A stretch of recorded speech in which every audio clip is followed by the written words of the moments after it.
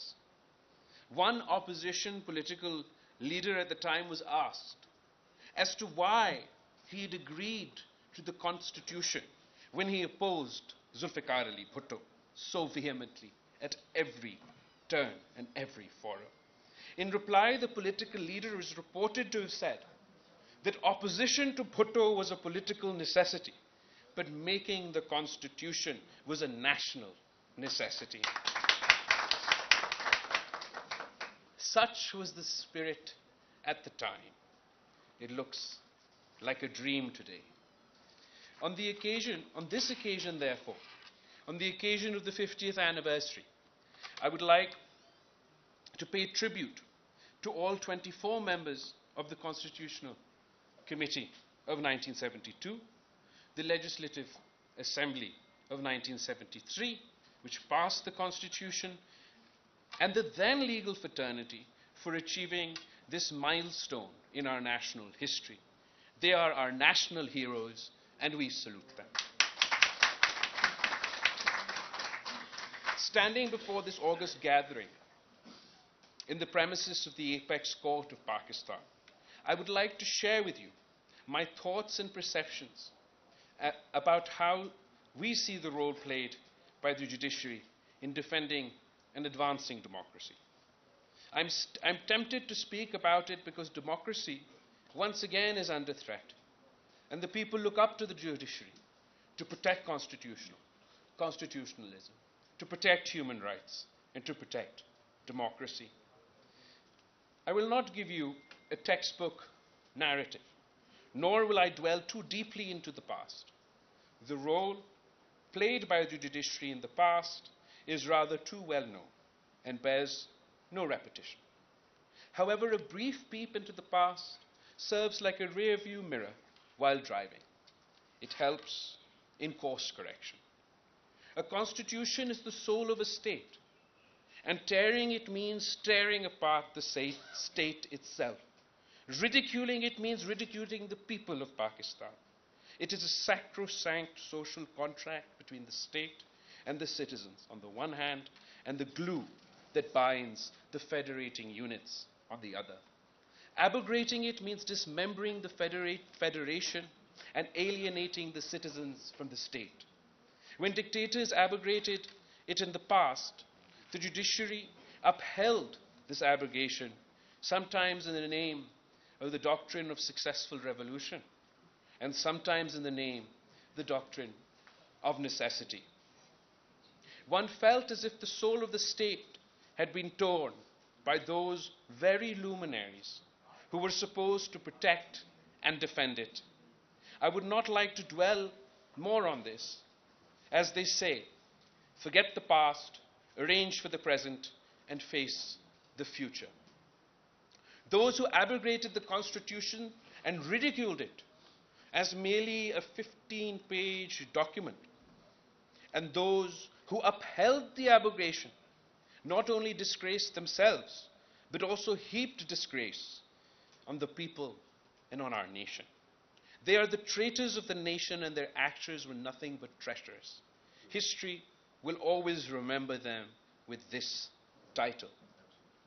That is why it is important to jealously safeguard the Constitution and relentlessly pursue those who have subverted it. I've been a member of Parliament now for 5 years and have seen the role played by the judiciary from the perspective or the vantage point of Parliament. The restoration of the judiciary as a result of orchestrated public demonstrations in March 2009 is a seminal incident in the judicial history of Pakistan that had a profound impact on the judiciary-parliament relations. In the words of a leading lawyer and member of the movement for the restoration of CJP Iftikhar Chaudhry, he later stated that the 2009 restoration as a result of public pressure had resulted in judges prone to arrogance and a bar prone to violence. We witnessed unprecedented judicial activism in the wake of its restoration in 2009. Iftikhar Chaudhry, Chief Justice Iftikhar Chaudhry, Honorable Sabiq Chief Justice, declared that not Parliament but the Constitution was supreme. And the Constitution was what the judges said it was. Not what it actually said, not what the founders said, but what he said. In the 18th Amendment in 2010, for which, once again, consensus within Parliament allowed for the passage of the 18th Amendment and the restoration of the 1973 Constitution, for which we're grateful to President Asif Ali Zardari, for which we're grateful for Senator Raza Rabbani and the entire drafting committee. The 18th Amendment in 2010 had closed the doors of judges to legitimize constitutional abrogations. It barred judges from taking oath under the PCO, and they could no longer, at least in theory, uphold the subversion of the Constitution. The scope of punishment for abrogation under Article 6 was also widened by including in it those who upheld the abrogation. It was thought that the doors for dictators had been closed, but a new kind of dictatorship emerged. Previously, the Parliament was sent home by executive order of the President that was endorsed by the judiciary. After the 18th Amendment, when that was made impossible, the judiciary started sending home prime ministers on its own. Thus, former Prime Minister Yusuf Raza Gilani was sent home for not writing a letter to the Swiss government to implicate his own president in a criminal case, even though the Constitution protected the president from prosecution as long as he was in office. The Pakistan People's Party survived this by nominating another MNA as our Prime Minister. The next government that followed, the Pakistan People's Party, also met the same fate. Prime Minister Nawaz Sharif was similarly sent home. The PMLN also survived this shock by nominating another MNA as their Prime Minister. It's unfortunate, but I must mention this, that in the 2013 general elections, the judiciary under Iftikhar Chaudhry became a partisan actor with clear favorites in the election. In 2018, the judiciary once again became a partisan actor with clear favorites in the election. It is hoped that this time it will be different.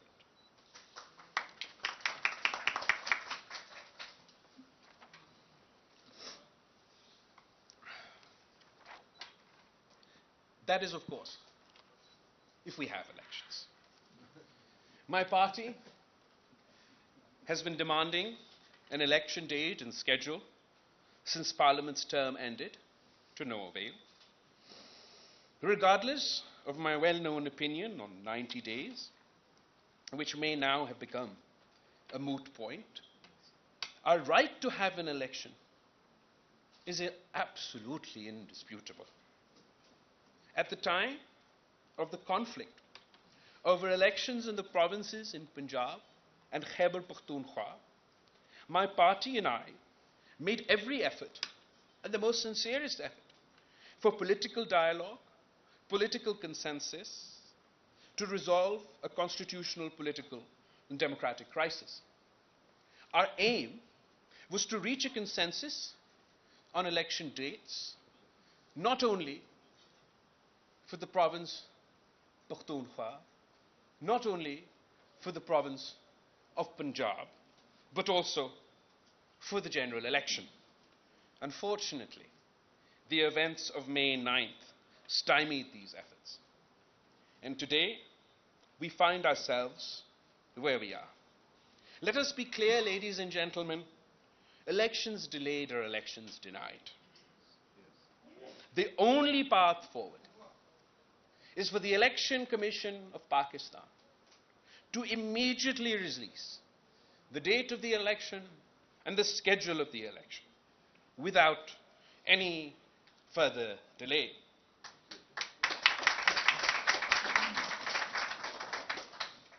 given the events that we witnessed over the weekend, I trust there shall be no further delay.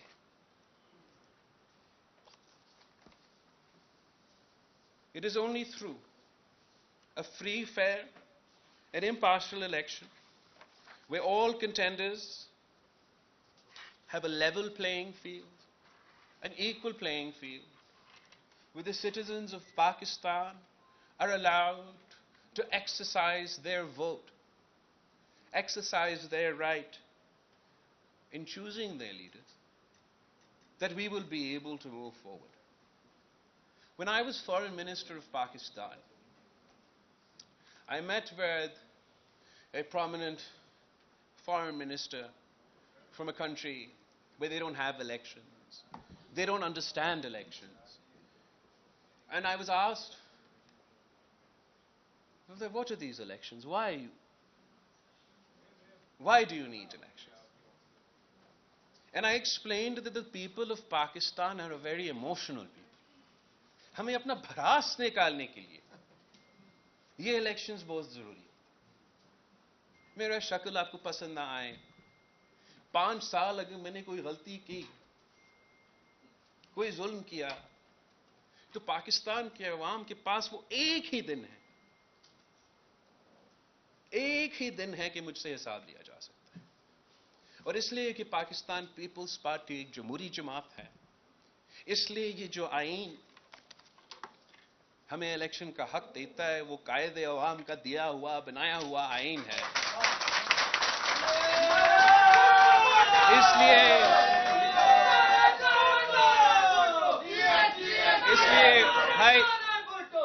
इसलिए कि इस आईन की बहाली के लिए शहीद मोहतरमा बेनजीर भुट्टो ने अपना जान की कुर्बानी दे दी. इसलिए कि सदर जरदारी और पाकिस्तान पीपल्स पार्टी ने 18वीं तरमीम की सूरत में इस आईन को बहाल करके शहीद मोहतरमा बेनजीर भुट्टो के 30 साल की सियासी जद्दोजहद को, वो नामुकम्मल जद्दोजहद को मुकम्मल कर दिया था.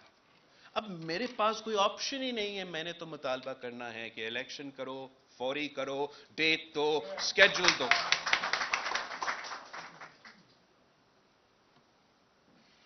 मगर हम चाहते हैं,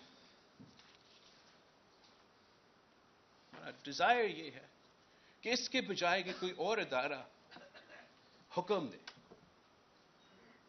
कि इलेक्शन कमीशन अपनी तौर पे अपना कानूनी और आईनी जिम्मेदारी मुकम्मल करके ये काम खुद कीजिए. Now let me go back to the judiciary, Supreme Court bar.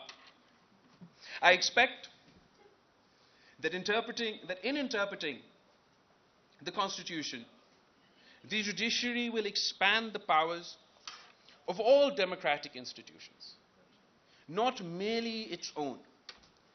We have, however, witnessed that in interpreting the Constitution in the past, the judiciary has enhanced only its own powers and undermined that of other institutions.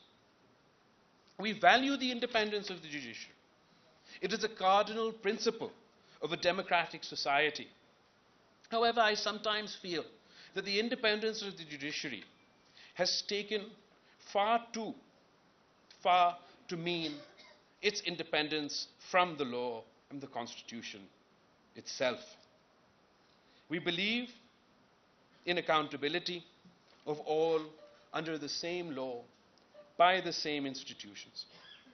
Independence of the judiciary should not mean its independence from accountability. A reference was filed by over 100 civil society representatives from all walks of life against a Chief Justice of Pakistan while he was holding office. The reference was not heard by the Supreme Judicial Council for as long as the Chief Justice held the office of Chief Justice. When he retired, the reference was returned to the petitioner as having become infructuous. This raises some serious questions about accountability. particularly because honorable judges are so fond of claiming and proclaiming their fondness for accountability, particularly when it comes to civilian political leaders. कहते हैं कि एहतसाब होना पड़ेगा. हर वजीर आज़म ने अपने आप को इस इदारे के सामने एहतसाब के लिए पेश किया है किसी न किसी सूरत में. तो फिर one would imagine that the honorable judges would be the first to present themselves for accountability before their own accountability institutions. Here I would like to make mention of more recent developments that have raised our hopes. Members of the bar may or may not agree with me, but the recent decision on the Practices and Procedures Act have raised the hopes of Parliament. When President Zardari went from being the most powerful civilian president in the history of Pakistan, having inherited all the powers from a dictator who has usurped those powers from the parliament, from the prime minister, and he went from being the most powerful president, civilian president in the history of Pakistan, to the most ceremonial president in the history of Pakistan, when he gave his own powers back to Parliament, gave his own powers back to Prime Minister. तो वो एक high point था पाकिस्तान की जमहूरी सफर में. तो वैसे ही, now when we see that the full court bench has given hope that Parliament's power, domain to legislate will be protected, even if it means that the sitting Chief Justice is to share his powers as master of the roster with fellow senior judges, is an encouraging sign for the future of the judiciary and for the future of Pakistan's democracy. The procedure for the appointment of judges also needs to be reviewed.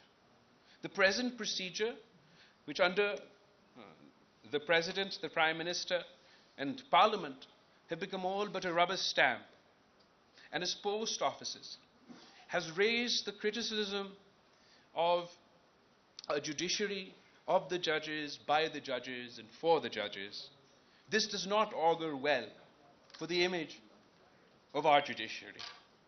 Similarly, the contempt law also needs to be revisited. The dignity of honorable judges must rest on foundations that are surer and more solid than the contempt law. Respect for judges must be inspired by their judgments, by their conduct, and not by fear of any contempt law. A great challenge we face in the realm of rule of law and human rights is the enforced disappearances of citizens with impunity. The Commission on Enforced Disappearances has unfortunately failed miserably. Not one perpetrator of crime has been prosecuted thus far, and this is not acceptable.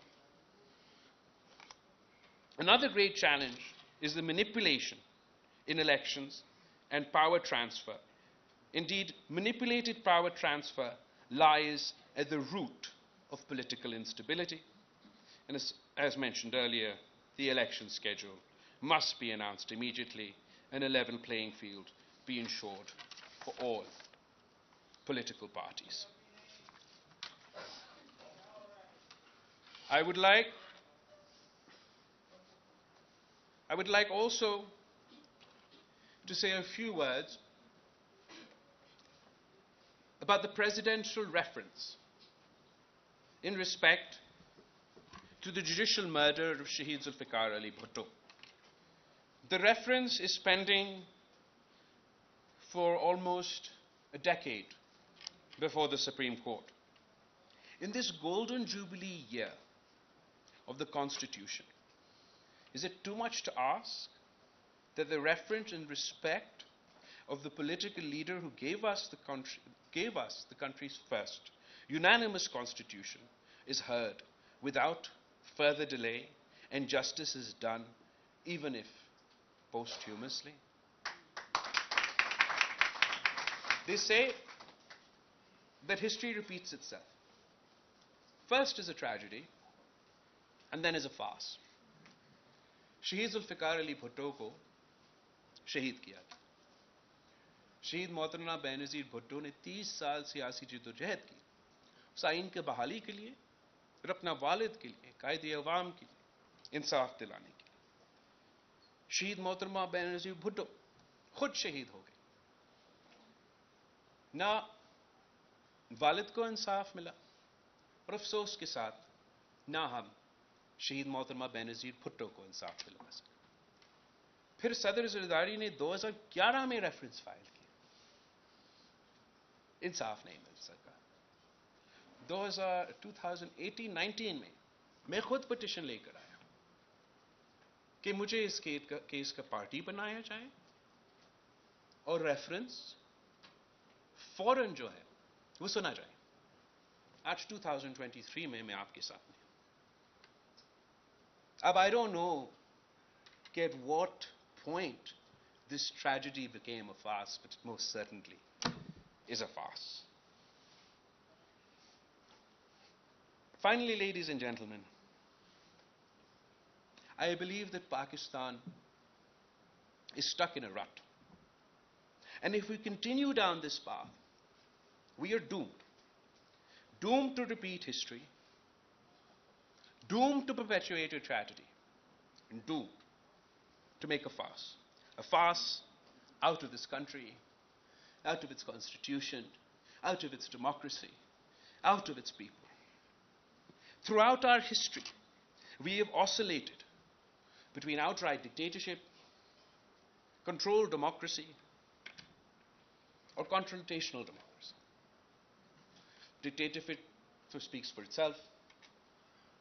Controlled democracy, party-less elections की जिन्हें जो government IJI किसी को याद है तो वो भी गिन लें, और हाल ही में जो हमने सब कुछ देखा है. और this is what I call the old way of doing politics, the tried and tested way, which has been proved that when you compromise on democracy in any way, shape or form, the country suffers, the people suffers, the economy suffers. But there is a fourth way, the way of consensus, a consensus democracy. And for short spouts, for little windows, हमने ये consensus देखा है और साबित कर दिया है जब ये हम consensus सियासत करते हैं, consensus जमहूरियत करते हैं, तो फिर हम कामयाबी भी हासिल करते हैं. हमने उस consensus democracy को 1973 में 1973 कॉन्स्टिट्यूशन की सूरत में देखा था कि सरजमीन बेआइन को आपने आइन दिलवाया. हमने इस कंसेंसस डेमोक्रेसी को चार्टर ऑफ डेमोक्रेसी में 18वीं तरमीम की बहाली में पहले NFC award, 7th NFC award की सूरत में, and even national action plan और दहशतगर्दी और इंतहा पसंदी का मुकाबले करने में की सूरत में हमने ये कंसेंसस डेमोक्रेसी को छोटे छोटे विंडोज के लिए, शॉर्ट पीरियड्स ऑफ टाइम के लिए हमने एक्सपीरियंस भी किया है. And it is in this very spirit of consensus building, consensus democracy, that Pakistan's democracy will not only survive, but it will thrive. And we will need this consensus within all institutions, within the institution of parliament, within the institution of the judiciary, in all institutions, this consensus को हमें कायम करना पड़ेगा. ना सिर्फ within institutions, but between institutions also. ये consensus हमें पैदा करना पड़ेगा, पार्लियामान और जुडिशरी के दरमियान और बाकी के अदारों के दरमियान भी। हमें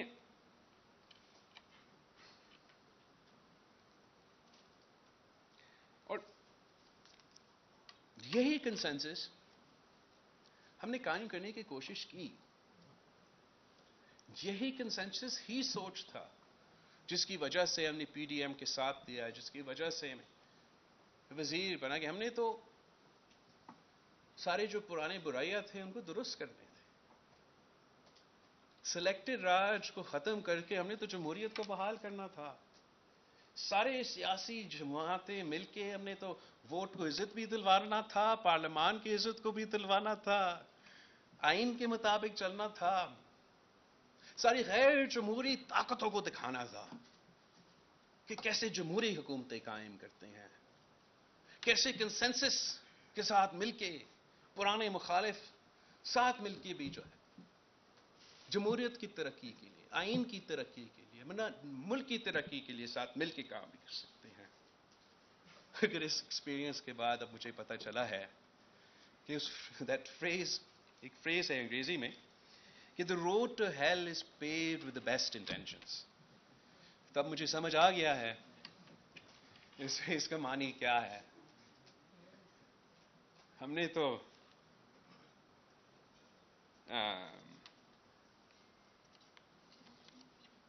पार्लियामान का जो अवाम का एतमाद है उसको बहाल करना था। रातों रात सारे इंस्टीट्यूशंस न्यूट्रल हो रहे थे। वाह जी वाह। एनीवे, मैं मायूस नहीं हूं, काफी कुछ सीखा हूं, मगर मायूस नहीं हूं। And on the 50th golden jubilee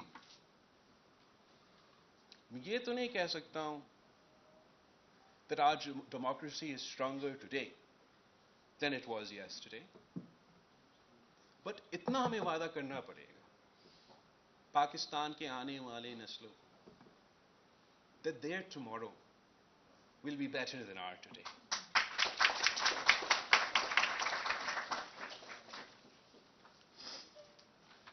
The old politics of hyper-partisanship, hyper-polarization must end. जैसे मैंने कहा था, within parliament, within society, within judiciary, within the bar. ये hyper-partisanship, hyper-polarization, उसकी वजह से हम एक दूसरे को से बात करने नहीं चाहते, शक्ल देखना नहीं चाहते। इस सियासत को खत्म करना पड़ेगा। Agar we want to become a just society, then we have to leave space for differing opinions. We must use parliament, use the judiciary and other such institutions or other such bodies to forge consensus in order to resolve problems, not as bitter partisan arenas for us to create problems. We owe it to the people of Pakistan to start functioning as a modern country with a functioning governance system, with a functioning parliament, with a functioning judiciary, with a functioning constitution, with a functioning democracy. We owe it to the people of Pakistan, and there'd be no better way than to celebrate our golden jubilee than delivering on these promises to the people of Pakistan. Let's end the old, stale politics of the past and embrace a new politics of consensus. आप सबका बहुत शुक्रिया। Thank you. बहुत शुक्रिया।